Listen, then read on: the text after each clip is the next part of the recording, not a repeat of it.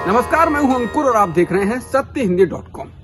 जैसा कि आपको पता है कि सत्य हिंदी का ऐप भी आ चुका है, तो उसको डाउनलोड करने के लिए आप इस वीडियो के डिस्क्रिप्शन में जाइए। वहां पे आपको एक लिंक मिलेगा, जहां पर आप अगर क्लिक करेंगे तो आप वो ऐप डाउनलोड कर सकते हैं।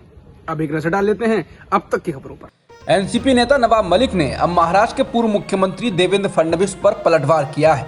मलिक ने कहा कि फडणवीस के आदेश पर ही पूरे महाराष्ट्र में उगाही और वसूली का काम किया जाता था।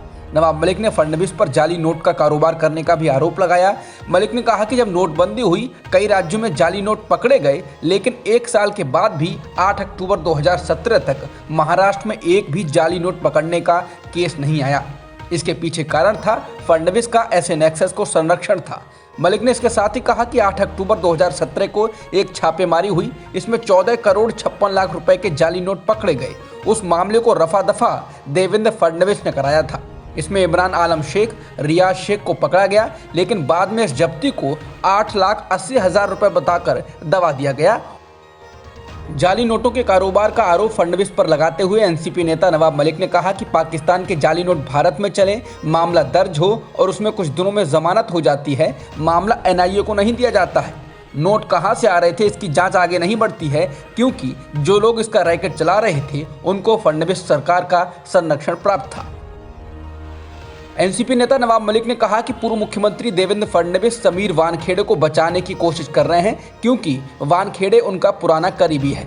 इसके साथ ही उन्होंने कहा कि फडणवीस ने सारे अंडरवर्ल्ड कनेक्टेड लोगों, अपराधियों को सरकार आयोगों में पद पर बैठाया।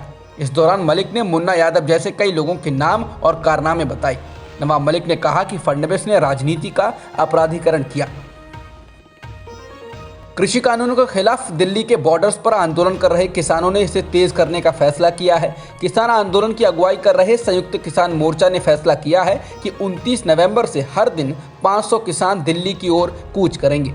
बता दें कि 29 नवंबर से संसद का शीतकालीन सत्र भी शुरू हो रहा है। किसान मोर्चा ने कहा है कि किसान ट्रैक्टर ट्रॉलियों के साथ संसद की ओर जाएंगे और संसद सत्र जारी रहने तक वे हर दिन ऐसा करेंगे। 26 नवंबर को किसानों के आंदोलन को 1 साल का वक्त पूरा होने वाला है। उससे पहले अगस्त में किसानों ने संसद से कुछ दूरी पर स्थित जंतर मंतर पर किसान संसद का आयोजन भी किया था। उत्तर प्रदेश के कासगंज के कोतवाली में एक युवक की मौत होने पर 5 पुलिसकर्मियों को सस्पेंड कर दिया गया है। दरअसल एक किशोरी को अगवा करने के आरोप में अल्ताफ नाम के युवक को पुलिस ने हिरासत में लिया था। बीते मंगलवार को कोतवाली के हवालात में अल्ताफ की मौत हो गई।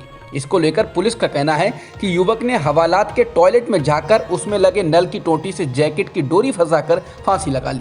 पुलिस का कहना है कि बाद में उसको इलाज के लिए ले जाया गया, लेकिन उसने अस्पताल में दम तोड़ दिया। वहीं अल्ताफ के पिता का कहना है कि उन्होंने खुद अपने बेटे को पुलिस को सौंपा था, लेकिन हवालात में पुलिस ने उनके बेटे की हत्या कर दी है।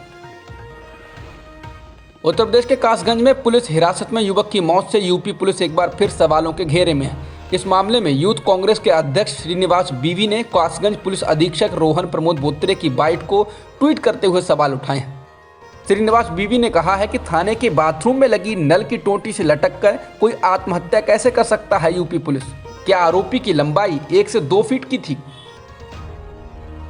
पाकिस्तान में बीते साल हिंदू संत की समाधि और मंदिर पर हुए हमले का मामला खासा सुर्खियों में रहा, इसलिए कि इस मामले का वहां की सुप्रीम कोर्ट के चीफ जस्टिस गुलजार अहमद ने स्वतः संज्ञान लिया था और मंदिर का फिर से निर्माण करने का आदेश भी दिया था। मंदिर में कुछ कट्टरपंथियों ने तोड़फोड़ की थी। ये घटना उत्तर पश्चिमी खैबर पख्तूनख्वा के करक जिले में हुई थी। यहाँ के टेरी गांव में परमहंस महाराज की समाधि है। अब ये मंदिर और समाधि एक बार फिर चर्चा में आ गई है। इसकी वजह भी चीफ जस्टिस गुलजार अहमद ही हैं। गुलजार अहमद दिवाली के मौके पर आयोजित एक कार्यक्रम में सोमवार को इस मंदिर में पहुंचे और इसका उद्घाटन भी किया।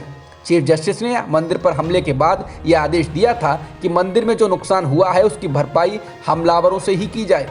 उन्होंने इस हमले को पाकिस्तान के लिए अंतर्राष्ट्रीय शर्मिंदगी की वजह बताया था।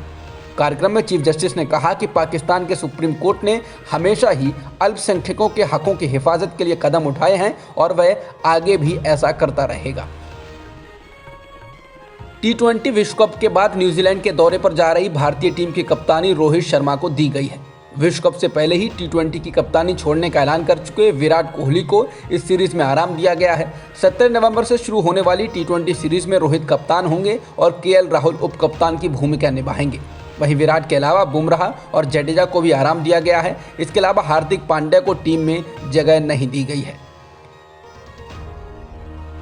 भारत के दिग्गज क्रिकेटर सुनील गावस्कर ने रोहित शर्मा को टी20 की कप्तानी देने का समर्थन किया। उन्होंने कहा कि वो इस काम के लिए सबसे सही व्यक्ति हैं। गावस्कर ने स्पोर्ट्स टुडे से बात करते हुए कहा कि रोहित ने पहले भी कई मौकों पर टीम का नेतृत्व किया है। वो ही भारत का नेतृत्व आईसीसी ट्रॉफी में करने के लिए सही व्यक्ति हैं। गावस्कर ने कहा कि अगले विश्व कप में शायद 2 या 3 साल दूर हों। इसके अलावा अगले टी20 विश्व कप में सिर्फ 10 से 12 महीने हैं, इसलिए आपको वास्तव में अभी दूर का सोचने की जरूरत नहीं है। अभी आपको सबसे अच्छे व्यक्ति को कप्तानी देनी होगी जो भारत को आईसीसी ट्रॉफी के लिए मार्गदर्शन कर सके। अब तक की सुर्खियों में इतना ही। बाकी खबरों के लिए बने रहिए सत्यहिंदी.com के साथ। सत्य हिंदी का ऐप डाउनलोड करें गूगल प्ले स्टोर पर।